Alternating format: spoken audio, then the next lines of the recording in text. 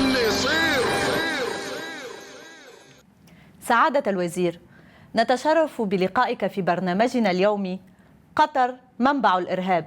صديقتي أهلا وسهلا. الإجراءات التي اتخذتموها ضد قطر بعد صبر دام 20 سنة كنا نأمل أن تسترد فيها قطر عقلها، لكن دون فائدة. هذا ما صرحت به قياداتنا الحكيمة. صحيح.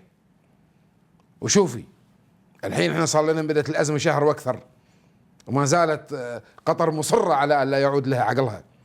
أنا بعرف هذيلا، بعرف كيف يفكرون. أين الخلل؟ قطر طوال 20 سنة الماضية تغرد خارج السرب وإحنا صابرين عليها وساكتين عليها وعلى نشاطها الاستفزازي والإرهابي اللي تزعزع فيه أمن المنطقة والتدخل فيه في شؤون الدول الداخلية. سبحان الله، نحن صبرنا عليهم وهم الآن يرددون من خلال حملة إعلاميين ومغردين مرتزقة قامت قطر بشراء ذممهم، يرددون ويقولون: على ماذا صبرتم علينا؟ يعني ما صبر معه؟ صبرنا للصبر من منا؟ صبرنا على قطر وعبثها بمنظومة مجلس التعاون، دول بين انسجام كلهم مثل تي قطر بروحها تعزف نغمة نشاز تأذينا، تنخر في دولنا مثل السوسة. سكتنا، صبرنا، قلنا ما عليه أهلنا وإخواننا، تحلينا بالحكمة والحلم، حلم ما يتحلون فيه أحكم الحكماء. لكن خلاص فاضل كيل، فاضل كيل يا قطريين. أخذتوا كاس العالم، صبرنا عليكم وما قلنا شيء.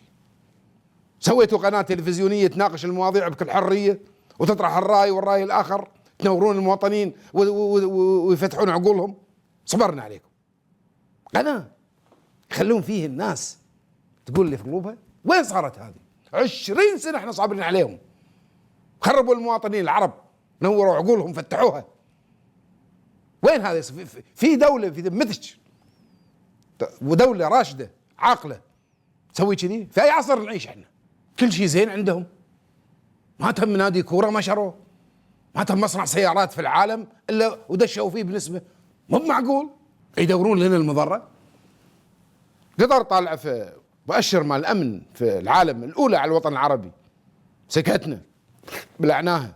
ما يصير هذا كلام. أقول لك شيء، شبابنا الحين أحسن هدية اللي قلت له ثوب وعقال قطري بكركوشة طار من الفرحة. ليه متى عاد كذي احنا؟ ليه متى بدنا ساكتين وصابرين؟ على الله ما يطلع عندهم حق الغاز اللي راحوا أعلنوه حق الناس، خلوهم يفرحون. مضرة هذه، شو الكلام؟ أمس طالع عندهم يقول لك حق الغاز اللي داخله، الغاز اللي فيه أكبر من الغاز اللي في العالم كله. راحوا يعلنون يخلون الناس تفرح. كفى كفى كفى، خروج على السرب. شو اللي يصير؟